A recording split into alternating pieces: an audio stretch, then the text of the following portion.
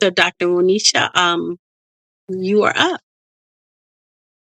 All right. Thank you, Juanita. And thank you so much, Shaun, for what you shared as part of this workshop from your expertise in the clinical area and as a spiritual.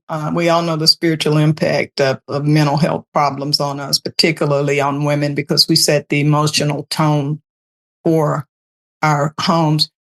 You might want to mute Juanita. Thank you. For those of you who may have joined after I introduced myself, again, I want to thank Madam Basila Sandy Walker in the Alpha Kappa Zeta chapter for allowing me this opportunity to share during this important mental health awareness month in this Blue Table Talk. I am a healthcare provider, an activist, the daughter of a minister, mother, very involved in my community. So I know well what it means to be a servant leader. I was raised to do unto others, to help others by any means necessary. And it is rewarding to give time and resources to help others. However, as someone who did too much with too little for too long, I also know what it feels like to burn out or run dry. Our ability to pour into others is limited when our own cup is empty. I'll use my previous behavior to illustrate, and I think many of you will relate. I have experienced the devastating emptiness of spiritual anorexia and the subsequent physical problems caused by a lack of self-care, of prioritizing my own needs. Like many of you, I was raised to selflessly help others and never complain about it, at least not in public. Yes, I thought I was being a good mother by cleaning the whole house while everyone else rested or played. I often looked to others to validate me with their opinions and affirmation. And if they, meaning people I admired and respected, didn't like what I did or how I did it, I felt like an imposter and became filled with self-doubt.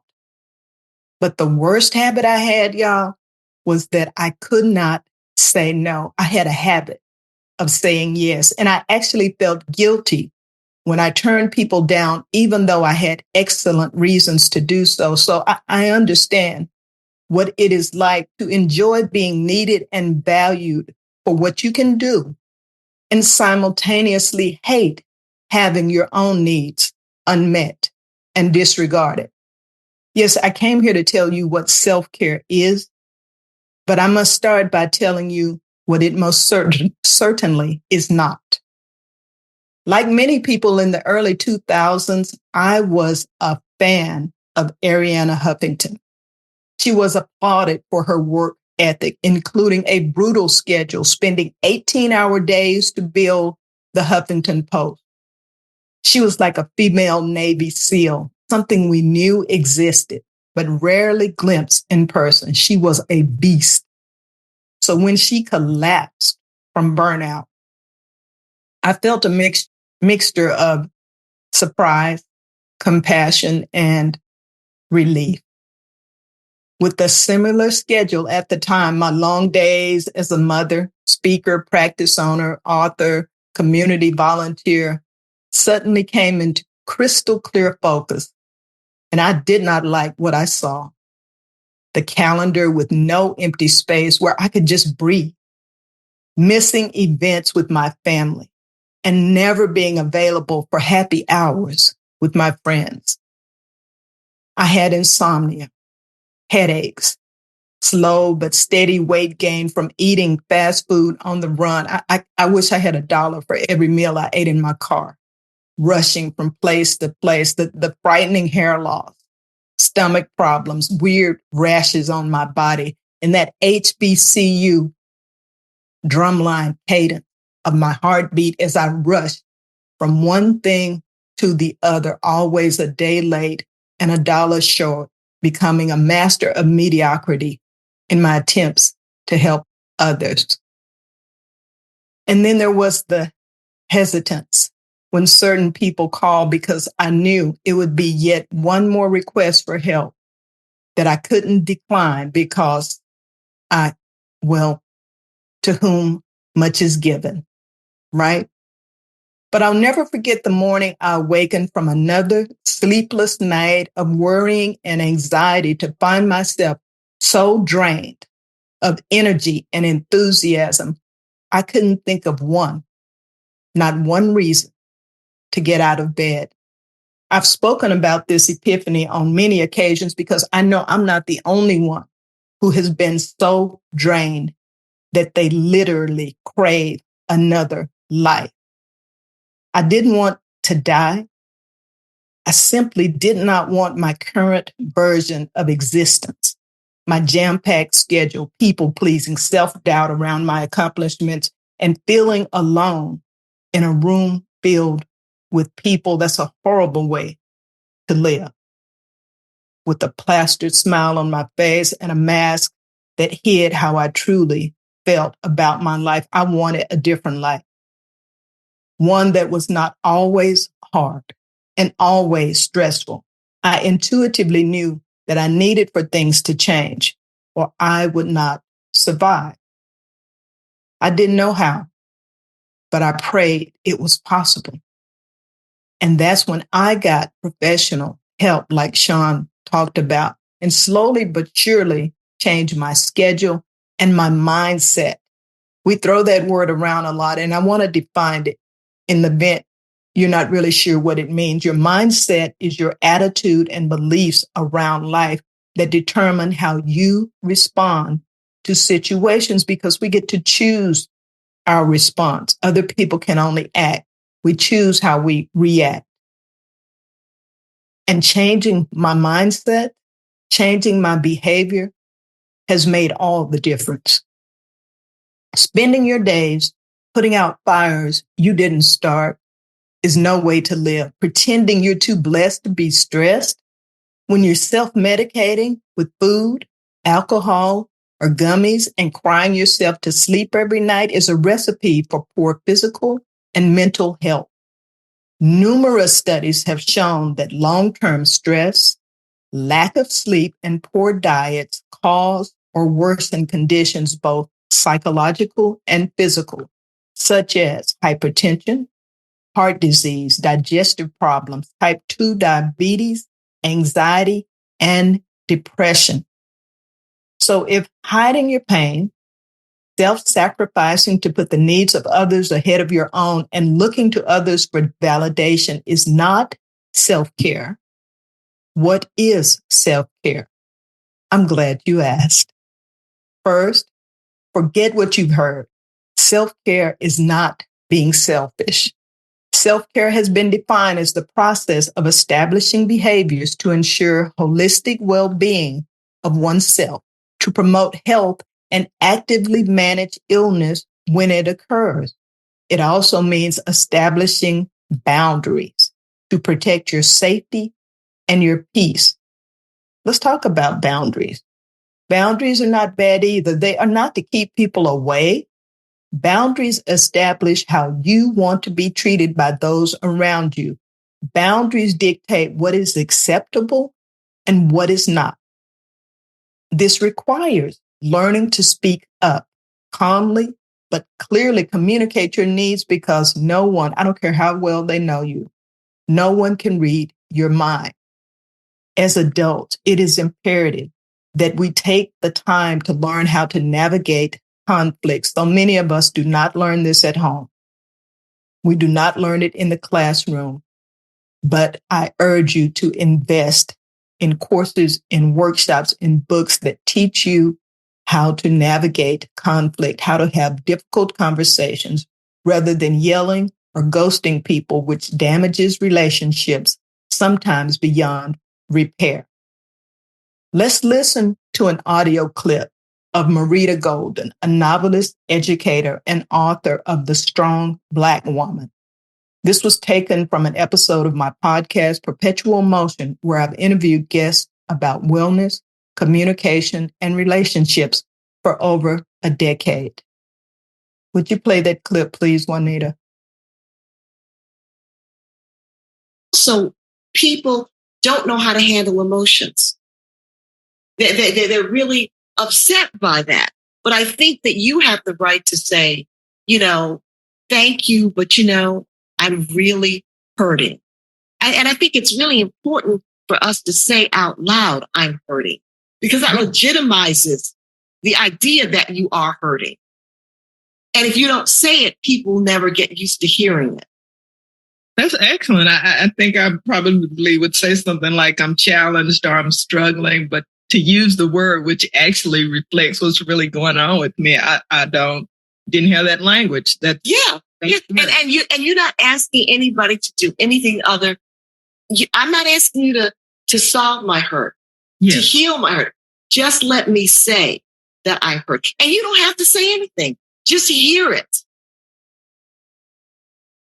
You don't have to say anything. Just hear it.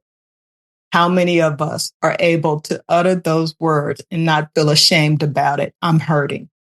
I need help. In addition to communicating your feelings to your loved ones, here are some other self-care strategies to help turn your mind and body toward healing and positive growth. Schedule playtime, downtime, and me time for you. We do this for our children. We do this for our families. Do it for yourself. Do things that bring you joy sometimes. And if it doesn't bring everybody around you joy, so be it. Have some time for yourself, whether it's music, reading, gardening. Don't give up your passions. Don't give up your pursuit for filling everyone else's need. Unplugging from the relentless scrolling of your social media feed. I love me some Instagram and TikTok too. But when you're with family and friends, I invite you to pay attention to them, because when we're scrolling, while we're with our family, while we're with our friends, while we're in the company of others, we are literally watching other people live and play, watching their lives instead of engaging with the people who are physically there with us and may not be with us tomorrow. Another tip is work on being present, focused, and engaged. That's called mindfulness. Mindfulness is the ability to be fully present and focused on where you are, who you are with, not thinking about everybody else and how you don't want to be here, but what is happening at that moment. If you're constantly lamenting the past, things you cannot change, overreacting to everything, assuming it's always about you, or worrying about the future, you miss the beauty of the only moment we are promised, right here, right now. And then meditation. I wasn't a fan of meditation until recently, but it really does calm the noise in your mind. And I recently learned from an expert in meditation that meditation can be 1 minute, 1 hour, or several hours. It has science-based benefits, from improving sleep to decreasing pain, especially for those of us dealing with chronic illness and pain. Providers don't want to give us pain meds anymore. Meditation can help. I'm not saying you're going to have to give up your medicine, whether it's your blood pressure or your pain meds, but doing these things can assist your body, boost your immune system, boost your physiology, your neurotransmitters, everything that goes into your mood and your activity. And being still is biblical. I was given the physical and physiological portion of this, but there are dozens of scriptures that mention stillness. And yes, it can mean relax or let go of control. But in Exodus 14:13, Moses told the people, do not be afraid. Stand still and see the salvation of the Lord. Or as my adult sons say to me, Mom, you're doing too much. Fall back. We got this. Sometimes, y'all, no matter how capable and competent we are, let other people take a leadership role. Let somebody else be in the forefront. Let them do it. Fall back. You're doing too much. Regular exercise. Behind me, I don't know if you can see it, but I've got a little sit and roll device here on my desk. I keep some weights. You should see my guns. But I work from home. I work remotely. And I know sitting disease is a real thing. Prolonged sitting, like working at a desk all day as I do, then moving to the dining table to eat, then moving to the couch to watch Netflix or Anderson Cooper or whatever you watch, has disastrous effects on your body. Sitting, sitting, sitting. We were not made for that. It causes back pain, circulation problems, high cholesterol, all leading to a shorter lifespan. Look it up. I'm not making this up. You can easily Google it right now. We are not just working ourselves to death, we are sitting ourselves to death. So when I'm at my desk on another long, unnecessary meeting, my colleagues know they will see me with my little weight doing curls. I've got a jogging trampoline. I might be jogging in place at my desk. It doesn't matter. I just have to listen. And when they need me to say something, I stop, but I can listen and do this. I'm talking to y'all and doing this. There are simple things you can do to increase your activity level. Just get up and move around every 20 minutes, every 40 minutes. I know they say we're chained to our desk, but we're really not. We're chaining ourselves to our desk, and it is detrimental to our health. Cut back on alcohol and caffeine, which in excess and in combination increases your risk of stroke and heart attack. And then this is my favorite thing that I learned. Just say no. No is a complete sentence not requiring any explanation.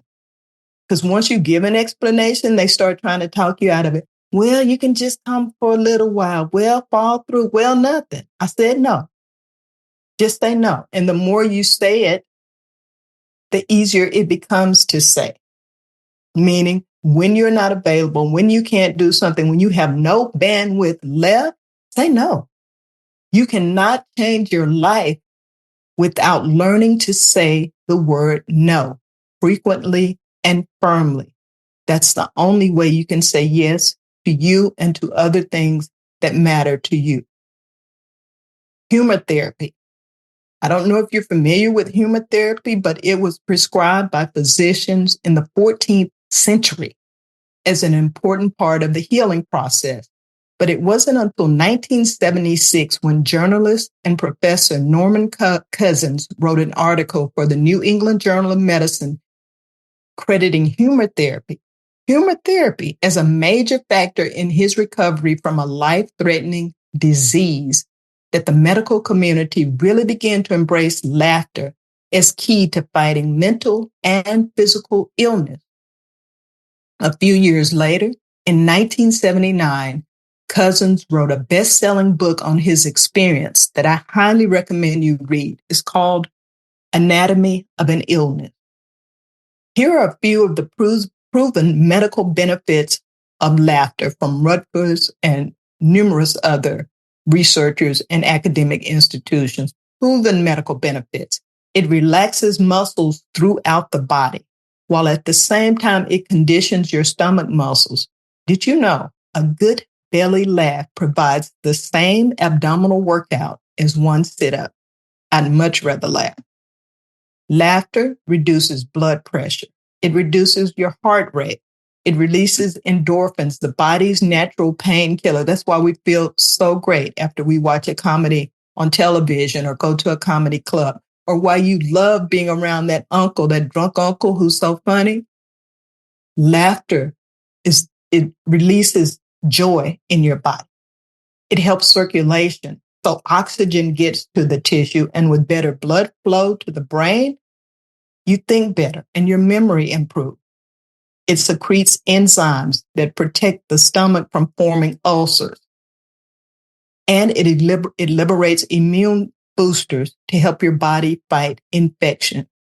Plus, humor therapy is probably the only type of therapy that you don't need a prescription for, nor is there a copay or deductible, and no bad side effect. And my final strategy is pick a pain. I'll let Jennifer Hernandez elaborate on that concept in this next reel. Jennifer has a remarkable life story that took her from the streets of Chicago to becoming one of the top 1%. I mean, on the streets, a single mother struggling on the streets to becoming one of the top 1% real estate agents in the country. Listen to her explain why you must make yourself a priority. This is your life. You're the only one who can make the decisions to what you want to do. Do not stay somewhere where you're not happy. You have to move. And I understand fear of not having the money and everything else will keep you there. Mm-hmm. But you have to pick a pain. Do you want to be painful every day when you go to work and you hate what you do? No, you want to feel whole and you want to do something that's in alignment with you, because then it will not feel like work.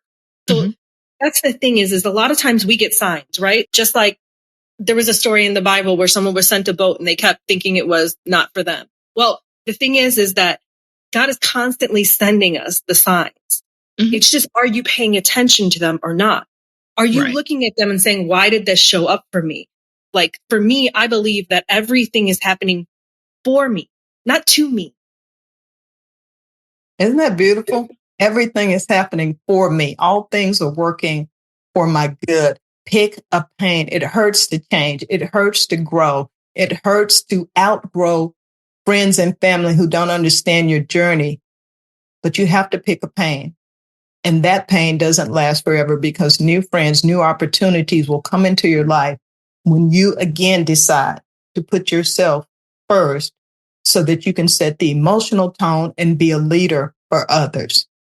And if establishing these new habits doesn't turn things around for you, please seek professional help, like trained clergy, not just any pastor, but trained clergy in counseling, a life coach, mental health professional, and of course, your physician. Friends, if you are feeling overwhelmed and dissatisfied with everything, take some much needed time to assess how you are spending your time. It's likely that your schedule doesn't align with your values anymore, and you are spending too much time fulfilling other people's dreams. Prioritizing well-being is essential for maintaining a healthy and balanced life. Recognize the signs of burnout and stop ignoring the yellow lights on the dashboard of your life. You deserve time and attention as much as everyone else.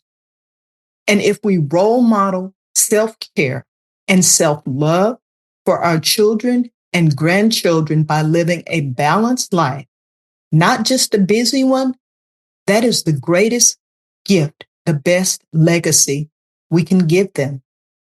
And I pray every inhabitant and visitor to your house by the side of the road is richly blessed.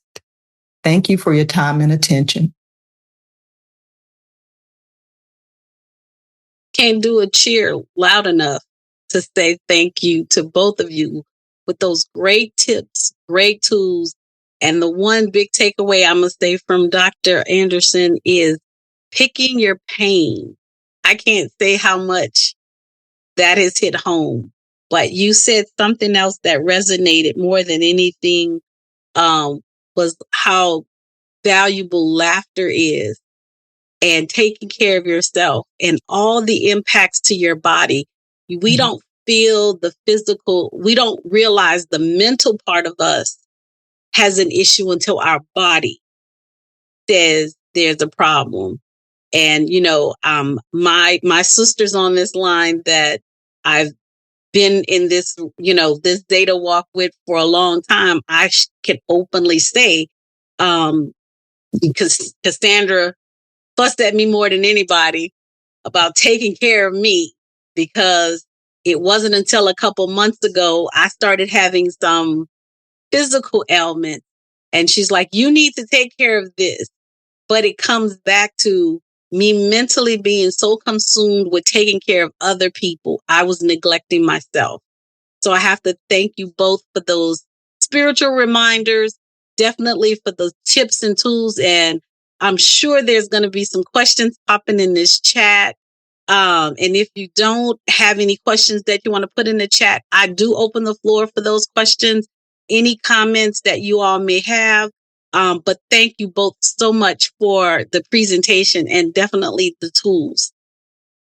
Thank you. And briefly, if I can just say, I dropped some links in the chat to Marita Golden, Dr. Golden, and Jennifer Hernandez, if you'd like to hear more of those conversations, because they were truly, truly excellent and inspiring. And again, thank you, Juanita. Great job. You are so welcome. So the floor is open. Are there any questions that anyone would have for either one of our presenters that you'd like to ask? I have a question. Oh, go ahead. Go ahead. This is basically, how did you know where you were breaking down to start that mental or self-help journey, Dr. Shaun? I mean, anyone. I mean, how did you know where you were breaking? You still was smiling. You still was getting up. You still were doing those things. You were still producing at work. You were still taking care of your kids. But what was the weight that said something has to give? I'll jump on that. I think I'll talk more about my personal journey in that regard. For me, is it Tamala? Yes, Tamala. That's a great question. Thank you. The reason when I give this workshop, and I have a much longer version of it, the reason I tie it to physical manifestations of the spiritual anorexia. And, you know, when people have physical anorexia, you can see that they're emaciated, that they're weak, that they're ill. But when we have spiritual anorexia, when we have no more passion, when nothing brings us joy, when nothing is funny to us, when it's even hard to love, that's spiritual anorexia. And when I got to the point that nothing brought me joy anymore. I didn't look forward to anything. And I was very accomplished. I'm driven. I still got up in the morning. I still did the damn thing, but I didn't feel good about it. And I was constantly worrying. That's the other thing. My therapist called it ruminating. I just couldn't let anything go. All the conversations replayed in my head, mistakes replayed in my head, stuff I did back in the 5th grade. I was just beating myself up. Now, to look at me, I look just like I do now, which I think is decent. But, you know, we wear those masks. And it's one of the things Dr. Golden talks about in her book, The Strong Black Woman, is that in our culture, we are taught, don't let anybody see you cry, don't break down, don't talk about our business. But what that does is mutes us and silences our pain. And so I love the idea of saying, I'm hurt. I'm hurt. I feel pain. I'm unhappy. I'm depressed, and giving voice to it. And it is empowering. And also the people around us react differently, because the other part of my breakdown, my burnout, was that even though I was performing, my relationships were being hurt because I was curt. I was abrupt. My temper was like that. But it was because I was in pain. And when people don't know, it's just like, she's just a beast. She's always, you know, angry. She's always controlling. She's always upset. I was just trying to hold myself together. It wasn't about them at all. That was the only way I knew to hold myself together. So at the point that I remember sitting at the kitchen table one night, and my sons were early teens. And my youngest son, mama's boy, he just got married, as a matter of fact. But I remember this like it happened yesterday. He said, "Mommy, why don't you smile anymore?" And it broke my heart, because I was trying to pretend so that he wouldn't know that I didn't smile anymore. You know, I wanted him to think everything was perfect, because I wanted everything to be wonderful for everybody else. And so it was a combination of those things. But I want people to recognize, like I said, the yellow lights on the dashboard of your life before you break down. It's not normal for your head to hurt all the time.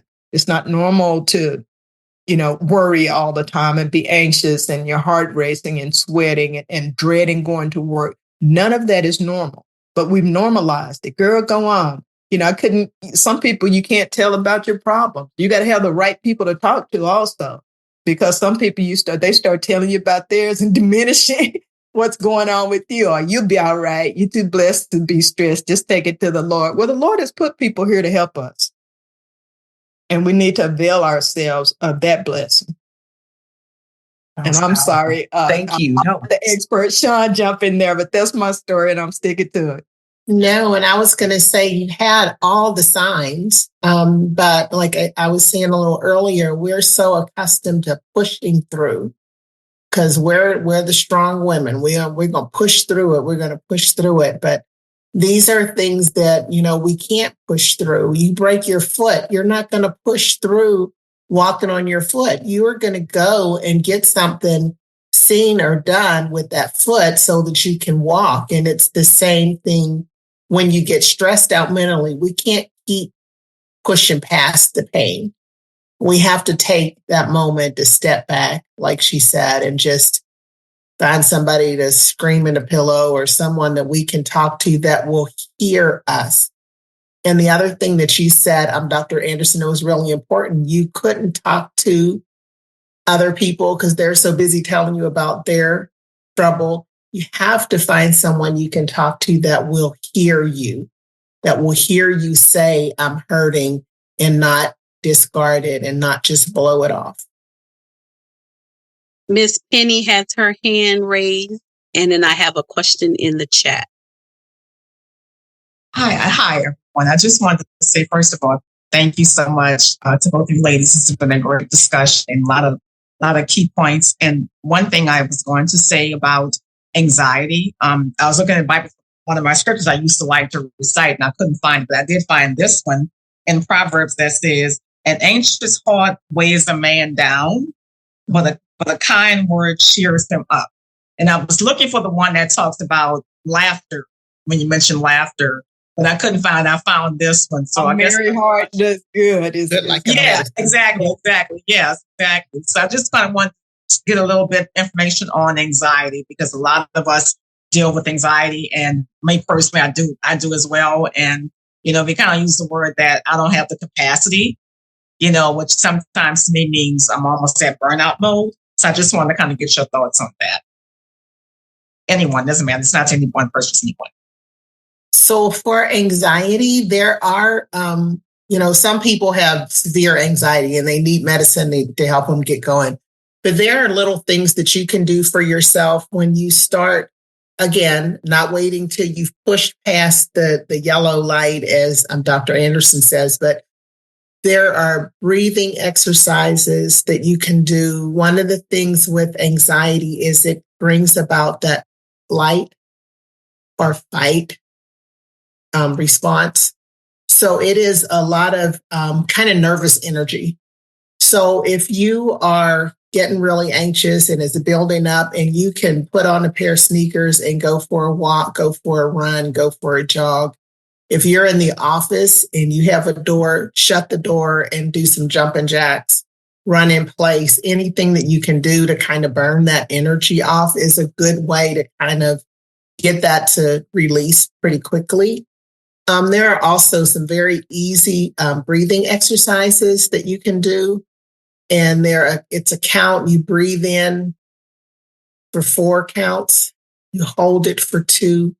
And then you let it out of your mouth. You breathe in your nose 4 slow counts. Hold it for 2 counts. Let it go till you get to 4 counts. Those are just simple things that you can do to kind of relieve anxiety and stress. There are some mindfulness exercise, even meditation helps with anxiety, but you kind of need to when you can remove yourself from the situation and do some of those jogging, the running, the movement is a lot of clients have found a great success with just going for a run, because you're burning up all that anxious energy that you don't know what to do with. And then again, like I said, when you're not at a place where you can get up and just run out of your office or run out of your house, do the breathing exercises. Just kind of take in and settle yourself, center yourself. There are some exercises you can do with just making very intentional observations of things that are in the room, what you can see, what you can hear, what you can smell, but anything that pulls you out of that anxious thought process. Okay, I have two questions now. The first question is, how would you navigate through the circumstances where you do not know how you feel, but you know something is wrong? And either one or both can answer that. I'll just quickly say with that's what professionals are for. Yeah.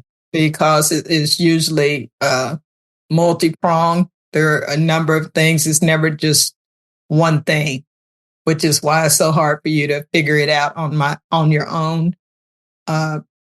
You don't, just like they have the chiropractors now where you can walk in and get some help and you don't have to commit for life.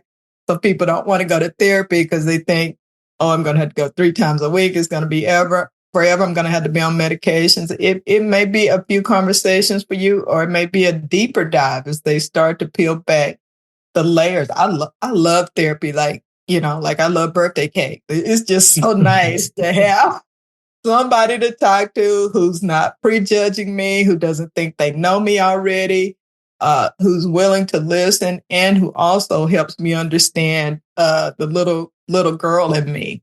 Mm-hmm. Some of it for me was like I didn't realize my overreaction with anger was because it was a control thing. I grew up in a household where I felt very small and not in control. There were some things going on that were sometimes frightening. And I didn't realize it, but I had decided when I grew up, nobody was going to tell me what to do. Well, you can't really function and collaborate and coordinate with other people when you're not open to letting them in. So I was having behaviors with other people that were not beneficial, but I couldn't figure out why I would default to being angry about things that probably shouldn't have made me angry. But in therapy, you don't want to talk about what happened when you were young, but sometimes that's needed so that you can understand why you're reacting or feeling the way you are now, why people trigger you, why you feel anxiety. And I'll toss it over to Shaun, who knows way more about it than me. Lived experience is great experience. I would, if you're feeling something, you don't know if it's physical, mental, emotional, whatever, I would suggest going to the doctor first. If you can get in with your doctor, because a lot of times it could be something physical. And I know a lot of doctors will also recommend if it's not physical, and especially if it's like your primary care, somebody you've been with for a while, they will sometimes recommend that you go and talk with someone. And then I hate to say these, but there are all those talk therapy places, BetterHelp and other places that you can kind of call and get a sense. But I can't give them great accreditation because I don't know that much about them. So I can't say anything good or bad. But if you need something in an emergency, that kind of help is there as well. And Cassandra and Juanita have my contact information if you need somebody to talk to. We definitely can pass that information on. Thank you. I have a couple more questions. The next one is, how do you say no to those you care about when they ask more of you than you have to give during some moments of burnout? For me? Oh, go ahead. No, I was going to say, I'm going to let you take that one. Okay. For me, and there are a number of ways to say no. I have organizations that I care about. They'll ask me to do things, be on committee, lead things, and so forth. And with them, I explained I don't have the bandwidth right now. No, I have multiple projects. And if I take this on, I am going to do a mediocre or poor job. Because if I just say no, They just keep trying to convince me. It's an ad hoc committee. It won't take that much of your time. We only meet twice a month. So I just tell them, I am not going to do a good job at all if I take on yet another assignment, and that's not fair to you, and it's going to stress me out. So I'm going to have to respectfully decline. Thank you. If it's just one of those people that's always asking for something, those are the people that I can easily just say no to now, because that's not a balanced relationship. It's not reciprocal. So I don't owe you any explanation if all you do is ask me for something and you're not ask me for things and you're never pouring into my life. So emotionally, that's where I am. That's one of my boundaries is I don't owe you an explanation. You asked me for something and I said no. And for loved ones, yes, it's hard, especially if it's your kids or something. And it, for me, it just depends on the relationship. But for people who really love me, when I explain that I'm tired, I'm exhausted, I don't have any money to give you, whatever it is, they typically accept it. And if they don't, I don't keep trying to explain and convince them, because if your love for me is dependent on me doing something for you all the time, then it's not really love to me. And so, again, I keep my own health and welfare in mind, because when I go down, I'm a cancer patient. I have a chronic illness, and stress, even before this, but stress in particular can take me down. So I can't help them at all if I'm sick. I can't do anything for you. So if you love me as well, you want me to be healthy, you want me to be well, you don't want me to be overwhelmed. So if they can't accept that, then I really got to question whether or not they love you back in the same way. But that boundary is what you can and cannot accept. So once you know your boundaries, you've got a guideline. It's like me leaving from here to Dallas. I have a map. I know the direction. I know the roads I'm taking. Those boundaries are how you're going to interact with the people in your life. So you stay with your boundaries that you've established during your journaling and your therapy and your investment in your mental health. But you are a priority. You don't owe everybody. You just don't. Even if you've been doing it all your life, you're probably done. You're good. But you don't have to give an explanation, and you don't have to do it. You don't. It takes a while, but you can get yourself out of, I got to rescue everybody. I'm Captain Save-A-Ho. Let somebody else do it. Yeah. And I was looking at, she asked that in the moments of burnout. And just to reiterate what was just said, if they love you, they are not going to push you past that point of burnout. And then you have to love yourself enough to say no.